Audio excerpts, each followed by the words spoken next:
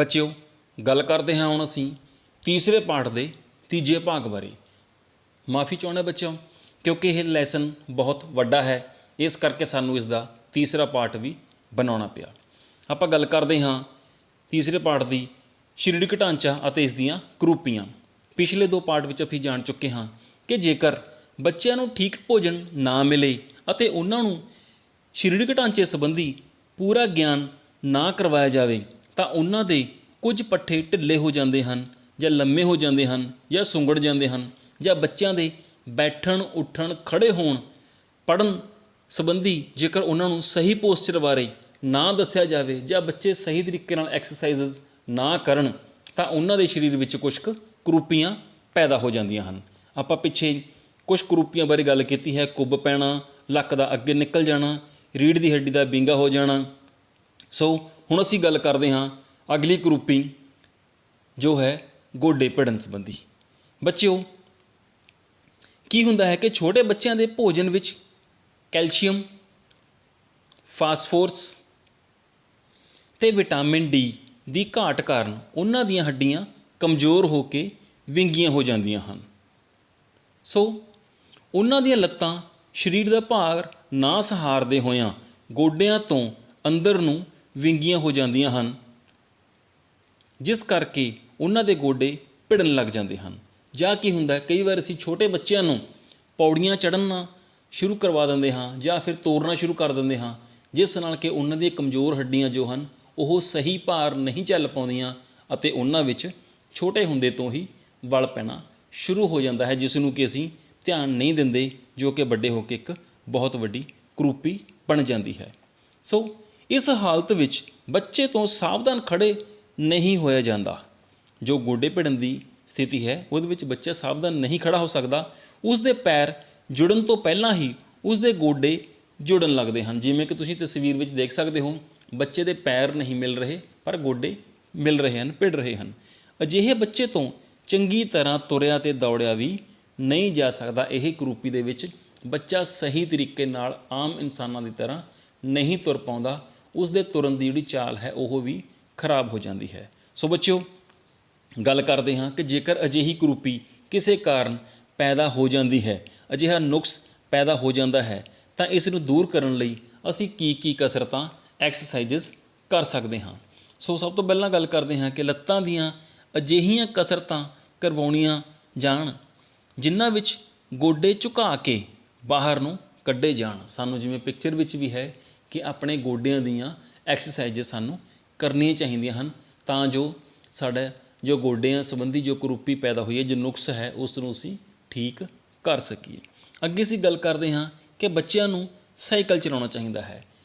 ਕਾਫੀ ਸਮਾਂ ਇਸ ਦੇ ਨਾਲ ਐਕਸਰਸਾਈਜ਼ ਹੁੰਦੀ ਹੈ ਅਤੇ ਜੋ ਗੋਡੇ ਹਨ ਉਹ ਭਿੜਨ ਤੋਂ ਦੀ ਜਿਹੜੀ ਕਰੂਪੀ ਹੈ ਉਹ ਪੈਦਾ ਨਹੀਂ ਹੁੰਦੀ। ਸਾਈਕਲ ਚਲਾਉਣ ਨਾਲ ਇਹ ਜੋ ਕਰੂਪੀ ਹੈ ਉਹ ਦੂਰ ਵੀ ਹੋ ਜਾਂਦੀ ਹੈ। ਜਾਂ ਫਿਰ ਬੱਚਿਆਂ ਨੂੰ ਜੇਕਰ ਹੋ ਸਕੇ ਤਾਂ ਘੋੜ ਸਵਾਰੀ ਕਰਨਾ ਵੀ ਲਾਭਦਾਇਕ ਹੋ ਸਕਦਾ ਹੈ। ਭਾਵ ਕਿ ਸਾਈਕਲ ਚਲਾਉਣਾ, ਘੋੜ ਸਵਾਰੀ ਕਰਨਾ ਜਾਂ ਹੋਰ ਜੋ ਐਕਸਰਸਾਈਜ਼ਸ ਨੇ, ਜੇਕਰ ਬੱਚਾ ਉਹਨਾਂ ਨੂੰ ਸਹੀ ਤਰੀਕੇ ਨਾਲ ਕਰਦਾ ਹੈ ਤਾਂ ਉਸ ਦੇ ਵਿੱਚ ਜੋ ਗੋਡਿਆਂ ਸੰਬੰਧੀ ਜੋ ਕਰੂਪੀ ਹੈ ਉਹ ਪੈਦਾ ਨਹੀਂ ਹੋਵੇਗੀ। ਜੇਕਰ ਕਿਸੇ ਕਾਰਨ ਪੈਦਾ ਹੋਗੀ ਤਾਂ ਉਹ ਠੀਕ ਹੋ ਜਾਵੇਗੀ। ਅੱਗੇ ਬੱਚਿਓ ਗੱਲ ਕਰਦੇ ਹਾਂ ਅਸੀਂ ਪੈਰ ਝਪਟਾ ਹੋਣਾ, ਜਿਸ ਨੂੰ ਅਸੀਂ ਇੰਗਲਿਸ਼ ਵਿੱਚ ਬੋਲਦੇ ਹਾਂ ਫਲੈਟ ਫੁੱਟ। ਤੁਸੀਂ ਤਸਵੀਰ ਵਿੱਚ ਵੀ ਦੇਖ ਸਕਦੇ ਹੋ ਕਿ ਇਹ ਇੱਕ ਨੋਰਮਲ ਫੁੱਟ ਹੈ, ਇੱਕ ਫਲੈਟ ਫੁੱਟ ਹੈ। ਨੋਰਮਲ ਫੁੱਟ ਹੋਣਾ ਹੀ ਚਾਹੀਦਾ ਹੈ। ਫਲੈਟ ਫੁੱਟ ਦੀਆਂ ਇਸ ਨੂੰ ਅਸੀਂ ਕਰੂਪੀ ਮੰਨਦੇ ਹਾਂ, ਪੈਰ ਦੇ ਵਿੱਚ ਨੁਕਸ ਮੰਨਦੇ ਹਾਂ। ਇਹਦਾ ਕੀ ਹੈ, ਜੇਕਰ ਪੈਰ ਦੇ ਤਲੇ ਨੂੰ ਚੰਗੀ ਤਰ੍ਹਾਂ ਦੇਖਿਆ ਜਾਵੇ, ਜਿਵੇਂ ਤਸਵੀਰ ਵਿੱਚ ਦੇਖ ਸਕਦੇ ਹੋ, ਤਾਂ ਪਤਾ ਲੱਗਦਾ ਹੈ ਕਿ ਇਹ ਹੇਠੋਂ ਉੱਪਰ ਵੱਲ ਉੱਭਰਮਾ ਹੈ, ਜਿਹੜਾ ਸਹੀ ਹੈ, ਨੋਰਮਲ ਪੈਰ ਹੈ। ਇਹ ਪੈਰ ਦੇ ਤਲੇ ਦੀਆਂ ਹੇਠਲੀਆਂ ਡਾਟਾਂ ਕਰਕੇ ਹੈ। ਜਦੋਂ ਪੈਰ ਨੂੰ ਲੱਗਦੇ ਪੱਠੇ ਢਿੱਲੇ ਹੋ ਜਾਂਦੇ ਹਨ ਤਾਂ ਇਹ ਡਾਟਾਂ ਸਿੱਧੀਆਂ ਹੋ ਜਾਂਦੀਆਂ ਹਨ ਅਤੇ ਪੈਰ ਝਪਟਾ ਹੋ ਜਾਂਦਾ ਹੈ। ਦੂਸਰੀ ਤਸਵੀਰ ਵਿੱਚ ਦੇਖ ਸਕਦੇ ਹੋ ਕਿ ਪੈਰ ਫਲੈਟ ਫੁੱਟ ਹੋ ਗਿਆ ਅਤੇ ਉਹਦੇ ਵਿੱਚ ਪੈਰ ਝਪਟਾ ਹੋ ਗਿਆ। ਝਪਟਾ ਪੈਰ ਸਰੀਰ ਦੇ ਭਾਰ ਨੂੰ ਚੰਗੀ ਤਰ੍ਹਾਂ ਸਹਾਰ ਨਹੀਂ ਸਕਦਾ, ਇਸ ਲਈ ਇਸ ਵਿੱਚ ਦਰਦ ਹੋਣੀਆਂ ਸ਼ੁਰੂ ਹੋ ਜਾਂਦੀਆਂ ਹਨ। ਇਸ ਤਰੀਕੇ ਨਾਲ ਝਪਟੇ ਪੈਰ ਨਾਲ ਤੁਰਨਾ ਅਤੇ ਦੌੜਨਾ ਆਮ ਕਰਕੇ ਮੁਸ਼ਕਿਲ ਹੋ ਜਾਂਦਾ ਹੈ। ਸੋ ਬੱਚਿਓ, ਗੱਲ ਕਰਦੇ ਹਾਂ ਕਿ ਝਪਟਾ ਪੈਰ ਹੋਣ ਦੇ ਕਾਰਨ ਕੀ ਹੁੰਦੇ ਨੇ, ਕਿਉਂ ਝਪਟਾ ਪੈਰ ਹੋ ਜਾਂਦਾ ਹੈ। ਸਭ ਤੋਂ ਜੋ ਮੁੱਖ ਕਾਰਨ ਹੈ ਉਹ ਹੈ ਕਸਰਤ, ਘੱਟ ਕਸਰਤ ਕਰਨਾ। ਕਈ ਬੱਚੇ ਕੀ ਨੇ, ਐਕਸਰਸਾਈਜ਼ਸ ਪ੍ਰੋਪਰ ਨਹੀਂ ਕਰਦੇ, ਕਸਰਤਾਂ ਨਹੀਂ ਕਰਦੇ, ਆਲਸ ਕਰਕੇ ਘਰੇ ਪਏ ਰਹਿੰਦੇ ਹਨ, ਜਿਸ ਨਾਲ ਕਿ ਉਹਨਾਂ ਦੇ ਸਰੀਰ ਵਿੱਚ ਕੋਈ ਨਾ ਕੋਈ ਕੁਰੂਪੀ ਪੈਦਾ ਹੋ ਜਾਂਦੀ ਹੈ, ਸਰੀਰ ਕਮਜ਼ੋਰ ਹੋ ਜਾਂਦਾ ਹੈ। ਕੋਈ ਸੁੰਗੜ ਜੋ ਉਸਦੇ ਪੱਠੇ ਹਨ ਉਹ ਸੁੰਗੜ ਜਾਂਦੇ ਹਨ, ਕਿਸੇ ਪਾਸੇ ਨੂੰ ਫੈਲ ਜਾਂਦੇ ਹਨ। ਤਾਂ ਇਸ ਤਰੀਕੇ ਨਾਲ ਕਈ ਵਾਰੀ ਕੀ ਹੈ, ਕੋਈ ਨਾ ਕੋਈ ਕੁਰੂਪੀ ਪੈਦਾ ਹੋ ਸਕਦੀ ਹੈ। ਸੋ ਸਭ ਤੋਂ ਜ਼ਰੂਰੀ ਹੈ ਕਸਰਤ ਸਾਨੂੰ ਕਰਨੀ ਚਾਹੀਦੀ ਹੈ। ਜੇਕਰ ਅਸੀਂ ਕਸਰਤ ਘੱਟ ਕਰਦੇ ਹਾਂ ਤਾਂ ਕੋਈ ਨਾ ਕੋਈ ਸਰੀਰ ਵਿੱਚ ਨੁਕਸ ਪੈ ਜਾਂਦਾ ਹੈ। ਅੱਗੇ ਅਸੀਂ ਗੱਲ ਕਰਦੇ ਹਾਂ, ਦੂਸਰਾ ਕਾਰਨ ਹੋ ਸਕਦਾ ਹੈ ਕਿ ਸਰੀਰ ਦਾ ਜ਼ਿਆਦਾ ਭਾਰਾ ਹੋ ਜਾਣਾ। ਜਦੋਂ ਸਰੀਰ ਜ਼ਿਆਦਾ ਭਾਰਾ ਹੋ ਜਾਂਦਾ ਹੈ ਤਾਂ ਉਸ ਦੇ ਪੈਰਾਂ 'ਤੇ, ਕਿਉਂਕਿ ਅਸੀਂ ਖੜਨਾ ਜ਼ਿਆਦਾ ਹੁੰਦਾ ਹੈ, ਆਮ ਕਰਕੇ ਤੁਰਦੇ ਫਿਰਦੇ ਰਹਿੰਦੇ ਹਾਂ, ਤਾਂ ਪੈਰਾਂ 'ਤੇ ਭਾਰ ਵੱਧ ਪੈਂਦਾ ਹੈ, ਜਿਸ ਨਾਲ ਕਿ ਪੈਰਾਂ ਦੀ ਇਹ ਜਿਹੜੀ ਕੁਰੂਪੀ ਹੈ ਇਹ ਨੁਕਸ ਪੈਦਾ ਹੋ ਜਾਂਦਾ ਹੈ, ਪੈਰ ਸਾਡਾ ਚਪਟਾ ਹੋ ਜਾਂਦਾ ਹੈ। ਸੋ ਆਪਣੇ ਜੋ ਸਰੀਰ ਦਾ ਭਾਰ ਹੈ ਉਹ ਆਪਣੀ ਉਮਰ ਔਰ ਆਪਣੀ ਹਾਈਟ ਦੇ ਅਕੋਰਡਿੰਗ ਸਾਨੂੰ ਉਹ ਮੇਨਟੇਨ ਰੱਖਣਾ ਬਹੁਤ ਜ਼ਰੂਰੀ ਹੈ। ਅੱਗੇ ਗੱਲ ਕਰਦੇ ਹਾਂ ਕਿ ਹਰ ਰੋਜ਼ ਲਗਾਤਾਰ ਕਾਫੀ ਦੇਰ ਤੱਕ ਖੜ੍ਹੇ ਹੋਣਾ। ਉਦਾਹਰਨ ਵਾਂਗ ਜੋ ਆਪਾਂ ਕਹਿ ਸਕਦੇ ਹਾਂ, ਜਿਵੇਂ ਕਿ ਸਿਪਾਹੀ ਨੇ, ਪੁਲਿਸ ਵਾਲੇ ਨੇ, ਉਹ ਆਮ ਕਰਕੇ ਉਹਨਾਂ ਨੂੰ ਪਹਿਰਾ ਜੋ ਹੈ ਖੜ੍ਹੇ ਹੋ ਕੇ ਹੀ ਦੇਣਾ ਪੈਂਦਾ ਹੈ। ਕਾਫੀ ਲੰਮੇ ਸਮੇਂ ਤੱਕ ਉਹਨਾਂ ਨੂੰ ਖੜ੍ਹੇ ਰਹਿਣਾ ਪੈਂਦਾ ਹੈ, ਪੈਰਾਂ ਦੇ ਭਾਰ ਖੜ੍ਹੇ ਹੋਣਾ ਪੈਂਦਾ ਹੈ, ਜਿਸ ਨਾਲ ਵੀ ਕੀ ਹੈ, ਅਜਿਹੀ ਕੁਰੂਪੀ ਜਾਂ ਅਜਿਹਾ ਨੁਕਸ ਪੈਰਾਂ ਵਿੱਚ ਪੈਦਾ ਹੋ ਜਾਂਦਾ ਹੈ ਕਿ ਇਨਸਾਨ ਦਾ ਜੋ ਪੈਰ ਹੈ ਉਹ ਫਲੈਟ ਹੋ ਜਾਂਦਾ ਹੈ, ਚਪਟਾ ਹੋ ਜਾਂਦਾ ਹੈ। ਅੱਗੇ ਗੱਲ ਕਰਦੇ ਹਾਂ, ਗਲਤ ਬਣਤਰ ਦੀਆਂ ਜੁੱਤੀਆਂ ਪਾਉਣਾ। ਜੇਕਰ ਅਸੀਂ ਆਪਣੇ ਪੈਰਾਂ ਵਿੱਚ ਸਹੀ ਤਰੀਕੇ ਦੇ, ਸਹੀ ਬਣਤਰ ਦੇ ਸ਼ੂਜ਼ ਜਾਂ ਚੱਪਲ ਵਗੈਰਾ ਨਹੀਂ ਪਾਵਾਂਗੇ, ਚੱਪਲ ਵੈਸੇ ਪਾਉਣੀ ਵੀ ਨਹੀਂ ਚਾਹੀਦੀ, ਸ਼ੂਜ਼ ਵਗੈਰਾ ਹੀ ਹਮੇਸ਼ਾ ਪਾਉਣੇ ਚਾਹੀਦੇ ਹਨ, ਤਾਂ ਜੋ ਜਿਹੜੇ ਸਾਡੇ, ਜੇਕਰ ਅਸੀਂ ਸ਼ੂਜ਼ ਨਹੀਂ ਪਾਵਾਂਗੇ ਪ੍ਰੋਪਰ ਸਹੀ ਤਰੀਕੇ ਦੇ, ਤਾਂ ਸਾਡੇ ਪੈਰ ਵਿੱਚ ਅਜਿਹੀਆਂ ਕੁਰੂਪੀਆਂ ਪੈਦਾ ਹੋਣ ਦੀ ਸੰਭਾਵਨਾ ਵੱਧ ਜਾਂਦੀ ਹੈ। ਸੋ ਗੱਲ ਕਰਦੇ ਹਾਂ ਕਿ ਜੇਕਰ ਕਿਸੇ ਕਾਰਨ ਕਰਕੇ, ਭਾਵ ਕਿ ਅਜਿਹਾ ਨੁਕਸ ਪੈਦਾ ਹੋ ਵੀ ਗਿਆ, ਤਾਂ ਅਸੀਂ ਕਿਵੇਂ ਇਸ ਨੂੰ ਠੀਕ ਕਰ ਸਕਦੇ ਹਾਂ, ਜਾਂ ਅਸੀਂ ਇਹਨੂੰ ਪਹਿਲਾਂ ਪਰਖ ਕਿਵੇਂ ਸਕਦੇ ਹਾਂ। ਸਾਨੂੰ ਚਪਟਾ ਪੈਰ ਸਾਡਾ ਹੈ, ਉਸ ਨੂੰ ਦੇਖਣ ਲਈ ਅਸੀਂ ਕੀ ਕਰ ਸਕਦੇ ਹਾਂ ਕਿ ਆਪਣੇ ਚਪਟੇ ਪੈਰ ਦੀ ਪਰਖ ਕਰਨ ਲਈ ਆਪਾਂ ਥੋੜ੍ਹੀ ਜਿਹੀ ਗਿੱਲੀ ਮਿੱਟੀ ਨੂੰ ਧਰਤੀ ਉੱਪਰ ਇਕਸਾਰ ਵਿਛਾ ਦਿਓ, ਫਿਰ ਉਸ ਉੱਪਰ ਆਪਣਾ ਪੈਰ ਰੱਖ ਕੇ ਦੇਖੋ, ਅੱਗੇ ਨੂੰ ਲੰਘ ਜਾਓ।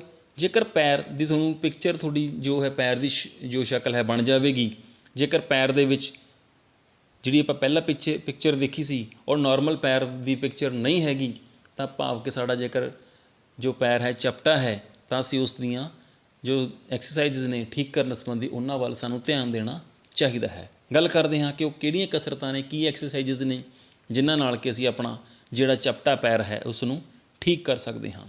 ਸਭ ਤੋਂ ਪਹਿਲਾਂ ਆਉਂਦਾ ਹੈ ਕਸਰਤ ਦੇ ਵਿੱਚ ਕਿ ਸਾਨੂੰ ਪੱਬਾਂ ਦੇ ਭਾਰ ਜੋ ਹੈ ਉਹ ਸਾਨੂੰ ਤੁਰਨਾ ਚਾਹੀਦਾ ਹੈ। ਜਿਵੇਂ ਕਿ ਆਪਾਂ ਤਾੜ ਆਸਨ ਜਿਸ ਤਰੀਕੇ ਨਾਲ ਕਰਦੇ ਹਾਂ, ਉਵੇਂ ਹੀ ਕੀ ਹੈ, ਆਪਣੇ ਪੱਬਾਂ ਦੇ ਭਾਰ ਖੜ੍ਹੇ ਹੋ ਕੇ ਸਾਨੂੰ ਥੋੜ੍ਹੀ ਦੇਰ ਅੱਗੇ ਨੂੰ ਚੱਲਣਾ ਚਾਹੀਦਾ ਹੈ ਔਰ ਬੈਕ ਆਉਣਾ ਚਾਹੀਦਾ ਹੈ, ਜਿਸ ਨਾਲ ਕਿ ਪੈਰਾਂ 'ਤੇ ਜੋ ਹੈ ਸ਼ੇਪ ਹੌਲੀ ਹੌਲੀ ਜੋ ਇਸਦੀ ਸਹੀ ਸਥਿਤੀ ਵਿੱਚ ਆ ਜਾਵੇ।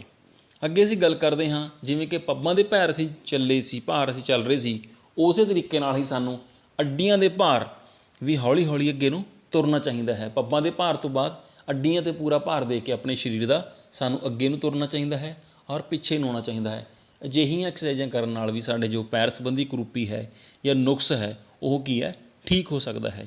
ਫਿਰ ਅਸੀਂ ਕਰ ਸਕਦੇ ਹਾਂ ਕਿ ਡੰਡਿਆਂ ਵਾਲੀ ਜੋ ਪੌੜੀ ਹੁੰਦੀ ਹੈ, ਪਿੰਡਾਂ ਵਿੱਚ ਆਮ ਹੀ ਹੁੰਦੀ ਹੈ, ਉਹਨਾਂ ਪੌੜੀਆਂ 'ਤੇ ਜੇਕਰ ਅਸੀਂ ਜਿਸ ਵਿੱਚ ਵੀ ਨੁਕਸ ਹੈ ਉਸ ਨੂੰ ਵਿਚਕਾਰ ਤਲੀ ਧਰ ਕੇ ਕਹੀਏ ਕਿ ਪੌੜੀ ਦੇ ਉੱਤੇ ਚੜ੍ਹੇ ਉਤਰੇ ਵਾਰੀ ਅਜਿਹੀ ਇਹ ਐਕਸਰਸਾਈਜ਼ ਹੀ ਹੈ ਇੱਕ ਤਰੀਕੇ ਦੀ। ਜੇਕਰ ਅਜਿਹੀ ਐਕਸਰਸਾਈਜ਼ ਵੀ ਬੱਚਾ ਕਰਦਾ ਹੈ ਤਾਂ ਉਸਦੇ ਪੈਰ ਸੰਬੰਧੀ ਜੋ ਅਜਿਹਾ ਨੁਕਸ ਹੈ, ਅਜਿਹੀ ਕੁਰੂਪੀ ਹੈ, ਉਹ ਦੂਰ ਹੋ ਸਕਦੀ ਹੈ। ਅੱਗੇ ਅਸੀਂ ਗੱਲ ਕਰਦੇ ਹਾਂ ਪੱਬਾਂ ਦੇ ਭਾਰ ਜ਼ੋਰ ਨਾਲ ਸਾਈਕਲ ਚਲਾਉਣਾ। ਜਿਵੇਂ ਕਿ ਤਾੜ ਆਸਨ 'ਚ ਆਪਾਂ ਗੱਲ ਕੀਤੀ ਹੈ, ਮੂਹਰਲੇ ਜੋ ਪੰਜਾ ਹੈ ਉਸ ਦੇ ਜ਼ੋਰ ਨਾਲ ਸਾਨੂੰ ਕੀ ਹੈ, ਸਾਈਕਲ ਚਲਾਉਣਾ ਚਾਹੀਦਾ ਹੈ, ਤਾਂ ਜੋ ਜੇਕਰ ਅਜਿਹੀ ਕੁਰੂਪੀ ਹੈ ਉਹ ਠੀਕ ਹੋ ਜੇ, ਜੇਕਰ ਜਾਂ ਫਿਰ ਅਜਿਹੀ ਐਕਸਰਸਾਈਜ਼ ਕਰਨ ਨਾਲ ਕੁਰੂਪੀ ਪੈਦਾ ਹੀ ਨਾ ਹੋਵੇ। ਫਿਰ ਅਸੀਂ ਕਹਿ ਸਕਦੇ ਹਾਂ ਕਿ ਪੈਰਾਂ ਨੂੰ ਇਕੱਠਾ ਕਰਕੇ ਅੱਡੀ ਅਤੇ ਉਂਗਲੀਆਂ ਦੇ ਸਹਾਰੇ ਤੁਰਨਾ। ਜਿਵੇਂ ਪਿਕਚਰ ਵਿੱਚ ਤੁਸੀਂ ਦੇਖ ਸਕਦੇ ਹੋ, ਇਮੇਜ ਦੇ ਵਿੱਚ, ਤਸਵੀਰ ਦੇ ਵਿੱਚ, ਕਿ ਪੈਰਾਂ ਔਰ ਦੇ ਉਂਗਲੀਆਂ ਨੂੰ ਇਕੱਠੇ ਕਰਕੇ ਅਸੀਂ ਕੀ ਹੈ ਹੌਲੀ ਹੌਲੀ ਚੱਲਣਾ ਹੈ, ਤਾਂ ਕਿ ਅਜਿਹੀ ਇਹ ਜੋ ਹੈ ਪੈਰ ਦੀ ਐਕਸਰਸਾਈਜ਼ ਹੋ ਜਾਂਦੀ ਹੈ। ਜਾਂ ਫਿਰ ਅਸੀਂ ਕੀ ਕਰ ਸਕਦੇ ਹਾਂ ਕਿ ਪੈਰ ਦੀਆਂ ਉਂਗਲੀਆਂ ਨਾਲ ਕਿਸੇ ਚੀਜ਼ ਨੂੰ ਫੜ ਕੇ ਉੱਪਰ ਵੱਲ ਨੂੰ ਚੁੱਕਣਾ, ਜਿਸ ਨਾਲ ਕਿ ਇਹ ਵੀ ਇੱਕ ਐਕਸਰਸਾਈਜ਼ ਹੈ ਬਹੁਤ ਵਧੀਆ ਪੈਰ ਦੀ, ਜੇਕਰ ਪੈਰ ਚਪਟਾ ਹੋ ਜਾਂਦੇ ਹਨ। ਜਿਵੇਂ ਕਿ ਪਿਕਚਰ ਵਿੱਚ ਆਪਾਂ ਬਾਲ ਪਕੜੀ ਹੈ, ਤੁਸੀਂ ਕੋਈ ਕੱਪੜਾ ਜਾਂ ਕੋਈ ਪੈਨਸਿਲ ਜਾਂ ਤੁਹਾਨੂੰ ਘਰ ਵਿੱਚ ਕੋਈ ਵੀ ਹੋਰ ਚੀਜ਼ ਮਿਲਦੀ ਹੈ ਉਸ ਨੂੰ ਪਕੜ ਕੇ ਵੀ ਆਪਾਂ ਜੋ ਹੈ ਇਸ ਤਰੀਕੇ ਦੀ ਆਪਣੇ ਪੈਰ ਦੀ ਐਕਸਰਸਾਈਜ਼ ਕਰਕੇ ਇਸ ਕੁਰੂਪੀ ਤੋਂ ਬਚ ਸਕਦੇ ਹਾਂ, ਇਸ ਨੂੰ ਠੀਕ ਕਰ ਸਕਦੇ ਹਾਂ। ਸਭ ਤੋਂ ਮੁੱਖ ਗੱਲ ਆ ਜਾਂਦੀ ਹੈ ਕਿ ਸਾਨੂੰ ਐਕਸਰਸਾਈਜ਼ ਕਰਨੀ ਚਾਹੀਦੀ ਹੈ ਜਿਸ ਨਾਲ ਕਿ ਅਜਿਹੀ ਕੁਰੂਪੀ ਪੈਦਾ ਹੀ ਨਾ ਹੋਵੇ। ਅੱਗੇ ਅਸੀਂ ਗੱਲ ਕਰਦੇ ਹਾਂ ਬੱਚਿਓ ਛਾਤੀ ਦੀਆਂ ਕੁਰੂਪੀਆਂ ਦੀ, ਕਿ ਛਾਤੀ ਵਿੱਚ ਕੀ ਕੀ ਕੁਰੂਪੀਆਂ ਪੈਦਾ ਹੋ ਜਾਂਦੀਆਂ ਹਨ। ਸਭ ਤੋਂ ਪਹਿਲਾਂ ਅਸੀਂ ਕਹਿ ਸਕਦੇ ਹਾਂ ਕਿ ਛਾਤੀ ਦੀਆਂ ਕੁਰੂਪੀਆਂ ਕਈ ਤਰੀਕੇ ਦੀਆਂ ਹੁੰਦੀਆਂ ਹਨ, ਜਿਵੇਂ ਕਿ ਦਬੀ ਹੋਈ ਛਾਤੀ, ਕਬੂਤਰ ਵਰਗੀ ਛਾਤੀ ਅਤੇ ਚਪਟੀ ਛਾਤੀ। ਬੱਚਿਆਂ ਦੀ ਛੋਟੀ ਉਮਰ ਵਿੱਚ ਹੀ ਜੋ ਹੋ ਜਾਂਦੀ ਹੈ।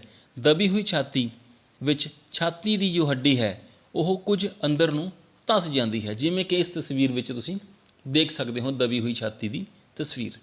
ਫਿਰ ਅਸੀਂ ਗੱਲ ਕਰਦੇ ਹਾਂ ਕਿ ਦੂਸਰੀ ਕੁਰੂਪੀ ਆ ਜਾਂਦੀ ਹੈ ਕਿ ਕਬੂਤਰ ਵਰਗੀ ਛਾਤੀ ਵਿੱਚ ਛਾਤੀ ਦੀ ਹੱਡੀ ਉੱਪਰ ਵੱਲ ਨੂੰ ਉੱਭਰੀ ਹੋਈ ਹੁੰਦੀ ਹੈ, ਜਿਵੇਂ ਕਿ ਇਸ ਤਸਵੀਰ ਵਿੱਚ ਹੈ ਕਿ ਜੋ ਛਾਤੀ ਦੀ ਹੱਡੀ ਹੈ ਪਿਛਲੀ ਪਿਕਚਰ ਵਿੱਚ ਅੰਦਰੋਂ ਧੱਸੀ ਹੋਈ ਸੀ, ਇਸ ਦੇ ਵਿੱਚ ਕੀ ਹੈ ਹੱਡੀ ਬਾਹਰ ਨੂੰ ਆ ਗਈ ਹੈ। ਇਸ ਨੂੰ ਅਸੀਂ ਕਬੂਤਰ ਵਰਗੀ ਛਾਤੀ ਵੀ ਕਹਿ ਦਿੰਦੇ ਹਾਂ। ਜਾਂ ਫਿਰ ਕਹਿ ਸਕਦੇ ਹਾਂ ਕਿ ਚਪਟੀ ਛਾਤੀ। ਪਸਲੀਆਂ ਜ਼ਿਆਦਾ ਆਲੇ ਦੁਆਲੇ ਨੂੰ ਉੱਭਰਨ ਦੀ ਥਾਂ 'ਤੇ ਛਾਤੀ ਦੀ ਹੱਡੀ ਦੇ ਬਰਾਬਰ ਹੀ ਹੋ ਜਾਂਦੀਆਂ ਹਨ, ਭਾਵ ਕਿ ਕਿਸੇ ਪਾਸੇ ਨੂੰ ਪ੍ਰੋਪਰ ਨਹੀਂ ਫੈਲਦੀਆਂ। ਅਜਿਹੀ ਛਾਤੀ ਨੂੰ ਅਸੀਂ ਚਪਟੀ ਛਾਤੀ ਕਹਿ ਦਿੰਦੇ ਹਾਂ। ਬੱਚਿਓ ਇਹਨਾਂ ਸਾਰੀਆਂ ਕੁਰੂਪੀਆਂ ਨਾਲ ਸਾਹ ਕਿਰਿਆ ਵਿੱਚ ਰੁਕਾਵਟ ਪੈਂਦੀ ਹੈ, ਕਿਉਂਕਿ ਸਾਡੇ ਫੇਫੜਿਆਂ ਵਿੱਚ ਜ਼ਿਆਦਾ ਹਵਾ ਨਹੀਂ ਭਰ ਸਕਦੀ। ਛਾਤੀ ਦੇ ਇਹ ਨੁਕਸ ਕਰਕੇ ਛੋਟੀ ਉਮਰ ਵਿੱਚ ਹੀ ਜੋ ਸਾਨੂੰ ਪ੍ਰੋਬਲਮਸ ਆਉਣੀਆਂ ਸ਼ੁਰੂ ਹੋ ਜਾਂਦੀਆਂ ਹਨ। ਸਾਹ ਸੰਬੰਧੀ ਰੋਗ ਜਿਹੜੇ ਹਨ ਉਹ ਸਾਨੂੰ ਲੱਗ ਸਕਦੇ ਹਨ। ਅਸੀਂ ਗੱਲ ਕਰਦੇ ਹਾਂ ਇਹਨਾਂ ਦੇ ਕਾਰਨ ਕੀ ਹੈ, ਕਿਉਂ ਪੈਦਾ ਹੁੰਦੀ ਹੈ, ਅਜਿਹੀ ਛਾਤੀ ਕਿਉਂ ਹੁੰਦੀ ਹੈ। ਸਭ ਤੋਂ ਪਹਿਲਾਂ ਹੈ ਕਿ ਭੋਜਨ ਵਿੱਚ ਕੈਲਸ਼ੀਅਮ, ਫਾਸਫੋਰਸ ਅਤੇ ਵਿਟਾਮਿਨ ਡੀ ਦੀ ਘਾਟ ਹੋਣਾ। ਦੂਸਰਾ ਅਸੀਂ ਕਹਿ ਸਕਦੇ ਹਾਂ ਪਹਿਲਾਂ ਵਾਂਗੂ ਕਿ ਕਸਰਤਾਂ ਨਾ ਕਰਨ ਕਰਕੇ ਵੀ ਅਜਿਹੀ ਜੋ ਸਥਿਤੀ ਹੈ ਉਹ ਪੈਦਾ ਹੋ ਸਕਦੀ ਹੈ। ਅੱਗੇ ਅਸੀਂ ਗੱਲ ਕਰਦੇ ਹਾਂ ਕਿ ਸਰੀਰਕ ਢਾਂਚੇ ਸੰਬੰਧੀ ਗੰਦੀਆਂ ਆਦਤਾਂ, ਜਿਵੇਂ ਕਿ ਜ਼ਿਆਦਾ ਝੁਕ ਕੇ ਪੜ੍ਹਨਾ, ਬੈਠਣਾ, ਖੜ੍ਹੇ ਹੋਣਾ, ਚੱਲਣਾ, ਅਜਿਹਾ ਕਰਨ ਨਾਲ ਵੀ ਜੋ ਹੈ ਛਾਤੀ ਸੰਬੰਧੀ ਅਜਿਹੀਆਂ ਕੁਰੂਪੀਆਂ ਪੈਦਾ ਹੋ ਜਾਂਦੀਆਂ ਹਨ। ਸੋ ਇਹਨਾਂ ਨੂੰ ਠੀਕ ਕਰਨ ਵਾਸਤੇ ਸਾਨੂੰ ਕੀ ਹੈ, ਕਸਰਤਾਂ ਕਰਨੀਆਂ ਬਹੁਤ ਜ਼ਰੂਰੀ ਹਨ। ਸਾਨੂੰ ਸਹੀ ਤਰੀਕੇ ਨਾਲ ਹਰ ਰੋਜ਼ ਐਕਸਰਸਾਈਜ਼ ਕਰਨੀ ਜ਼ਰੂਰੀ ਹੈ। ਸਾਨੂੰ ਡੰਡ ਮਾਰਨੇ ਬਹੁਤ ਜ਼ਰੂਰੀ ਹਨ। ਜਾਂ ਫਿਰ ਅਸੀਂ ਕੀ ਹੈ ਘਰਾਂ ਵਿੱਚ ਟੋਕੇ ਵਾਲੀ ਮਸ਼ੀਨ ਹੈ ਉਸ ਨੂੰ ਹੱਥਾਂ ਨਾਲ ਗੇੜ ਕੇ ਵੀ ਐਕਸਰਸਾਈਜ਼ ਕਰਕੇ ਆਪਣੀ ਛਾਤੀ ਸੰਬੰਧੀ ਜੋ ਰੋਗ ਹਨ, ਕੁਰੂਪੀਆਂ ਹਨ, ਉਸ ਨੂੰ ਦੂਰ ਕਰ ਸਕਦੇ ਹਾਂ। ਜਾਂ ਬੱਚਿਓ ਕਿਸੇ ਚੀਜ਼ ਨਾਲ ਲਟਕ ਕੇ ਡੰਡ ਕੱਢਣ ਨਾਲ ਵੀ ਅਸੀਂ ਕੀ ਹੈ ਆਪਣੀ ਛਾਤੀ ਸੰਬੰਧੀ ਕੁਰੂਪੀਆਂ ਨੂੰ ਦੂਰ ਕਰ ਸਕਦੇ ਹਾਂ। ਸੋ ਆਪਾਂ ਅੱਗੇ ਗੱਲ ਕਰਦੇ ਹਾਂ ਸਾਡੀ ਅਗਲੀ ਕੁਰੂਪੀ ਵਿੰਗੀ ਧੌਣ ਗਰਦਨ। ਇਹ ਕਿਉਂ ਹੋ ਜਾਂਦੀ ਹੈ, ਕੀ ਹੈ। ਕਈ ਵਾਰ ਕੀ ਹੁੰਦਾ, ਧੌਣ ਦੇ ਇੱਕ ਪਾਸੇ ਦੇ ਪੱਠੇ ਢਿੱਲੇ ਹੋ ਕੇ ਜ਼ਿਆਦਾ ਲੰਮੇ ਹੋ ਜਾਂਦੇ ਹਨ, ਪਰ ਦੂਜੇ ਪਾਸੇ ਵਧੇਰੇ ਸੁੰਗੜ ਜਾਣ ਕਰਕੇ ਛੋਟੇ ਹੋ ਜਾਂਦੇ ਹਨ। ਇਸ ਨਾਲ ਧੌਣ ਇੱਕ ਪਾਸੇ ਨੂੰ ਜ਼ਿਆਦਾ ਝੁਕ ਜਾਂਦੀ ਹੈ। ਸੋ ਬੱਚਿਓ ਇਹਦਾ ਕਾਰਨ ਕੀ ਹੈ, ਕਿਉਂ ਹੁੰਦੀ ਹੈ ਅਜਿਹੀ।